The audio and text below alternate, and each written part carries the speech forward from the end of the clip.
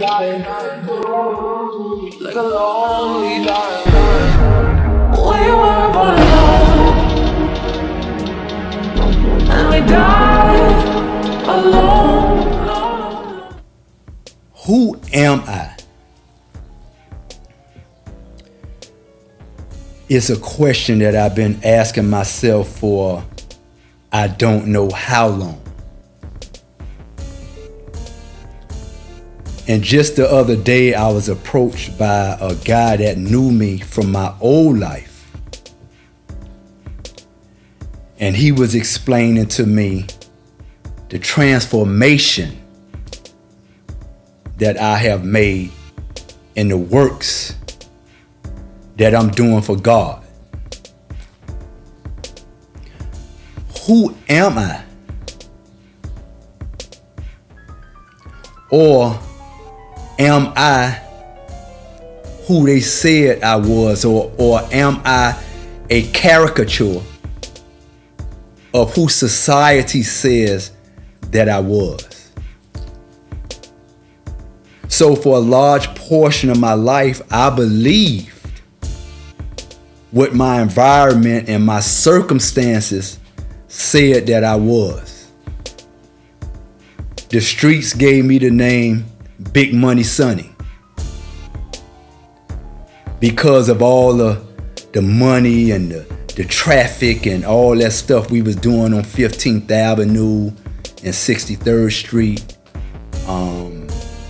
All that poison we were selling in Victory Homes over there by Jumbo's. And just the years that it took me to get to a place where the community started giving me accolades. And so that prompts me to ask a question to myself. Who am I?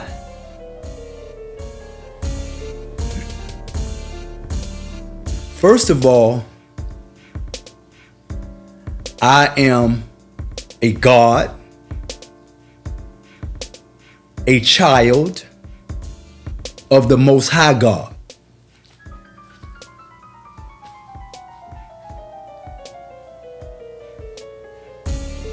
Secondly, I'm the grandson of Reverend Ira T. McCall. And so the Reverend Ira T. McCall in the 50s and the 60s, he would be equivalent to somebody like a Don King or some big time promoter. And so back in those days, he was bringing in acts like Shirley Caesar and a lot of big gospel singers.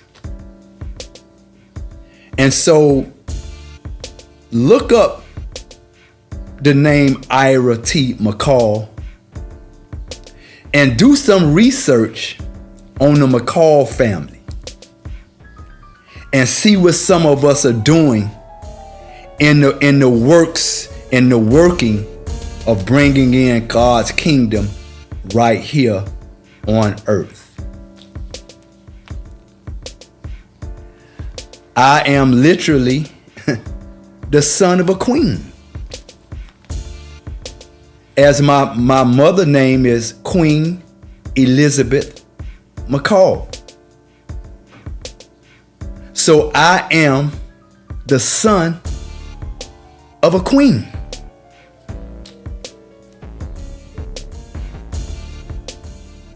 And so for a large portion of my life,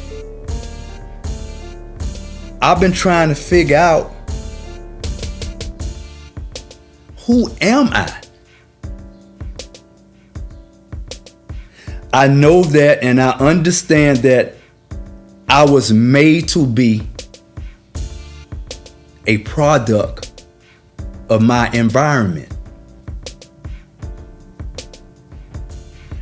But while I was in that environment, sometimes the environment felt like it was hell, sometimes it was heaven, and sometimes it was a mixture between hell and heaven, if that makes sense. Like a dying, like a lonely dying. We were born alone, and we died alone. It's hot off the press. The Chronicles of Big Money Sonny, 305. We go down through there. We talking about the real 15th Ave, the real Victory Home projects, the real grind. So this book is hot off the press, 1999. Support the culture. Peace. The Chronicles of Big Money Sonny, 305, the beginning.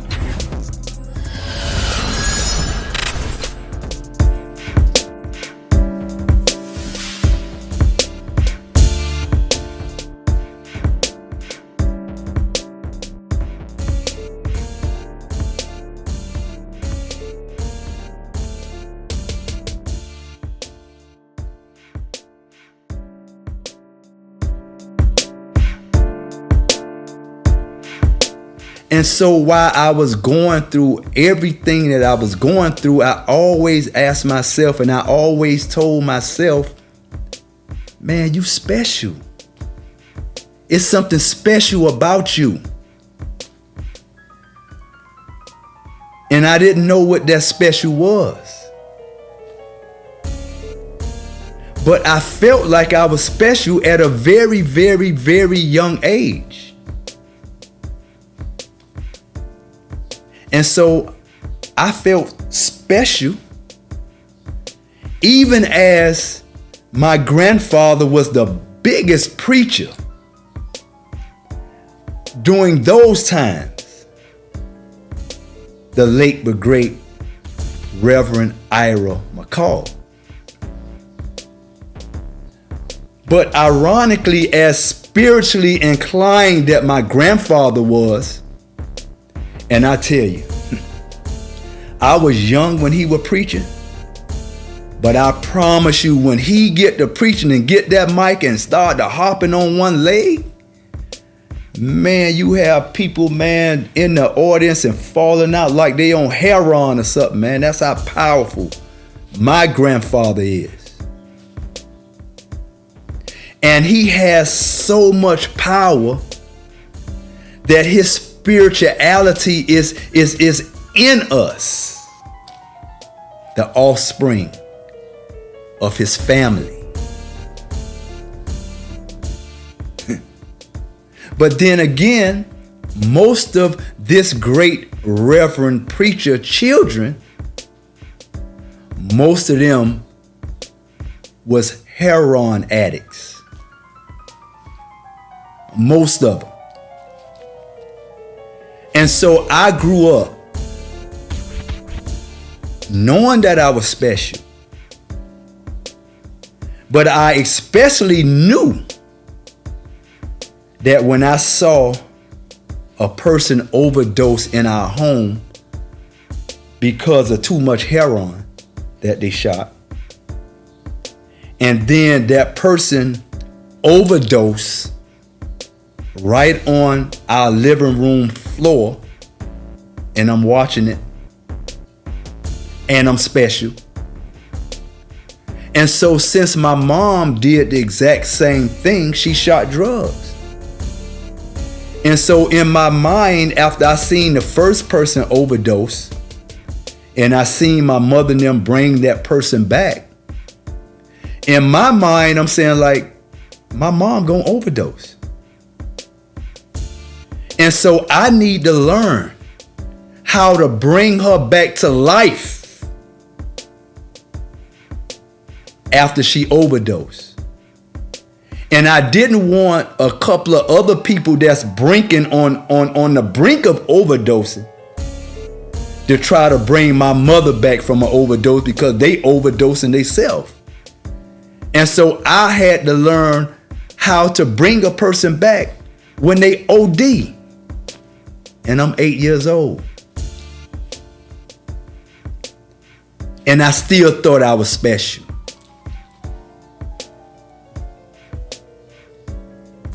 In those times where my mother, her companion, you know, whenever his money came up missing in his wallet, bruh, like he beat the crap out of me and my brother. And I don't know if he was taking it out on us for what my mom was doing. I don't know if he was taking it out on us, man, but we suffered physical and mental abuses. So much so that I remember one day, you know, his money was missing, and I don't know how long he was beating me and my brother.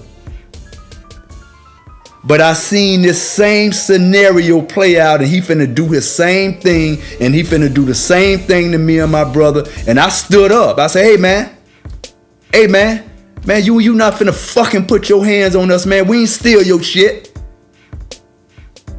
He used to beat the fuck out of us, man. And at the same time, I thought I was special.